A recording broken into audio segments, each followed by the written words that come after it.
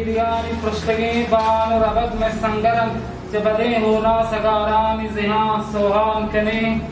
نوشته پایگاه اطلاع رسانی میارجل صدای فعالین فرهنگی اجتماعی اقتصادی بلوچستان. این تیتر چیزیه، یعنی خیلی نو هست، خیلی صدای فعالین فرهنگی اجتماعی بلوچستان. ما نداشتیم مثلا همچین چیزی، تا گفتن صدای بلوچه صدای فلانه خفه شده یا اصلا شنیده نشده. ما به این عادتیم، اگر این رفتار بشه با ما اینو عادتیم. اما بگن صدای شما شنیده میشه، دنیا میشنون، نمیدونم فلان، ما به این عادت نکردیم. ببخشید ما، یعنی نبوده، نشنیدیم.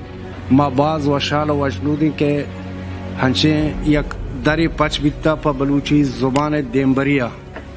پایگاه میارجل به عنوان یکی از قوی‌ترین پایگاهایی که در حوزه مسائل اجتماعی، فرهنگی و هنری خیلی نقش داشته و اطلاع رسانی کاملی رو چیزی که من رصد کردم تا الان داشته، واقعا با این کارش یک کار وحدت آفرین انجام داده. من اینجوری همیشه مثال میزنم، میگم زبان فارسی رو گذاشتین تو یک حفاظ شیشه‌ای که کسی نمیتونه بهش نزدیک بشه.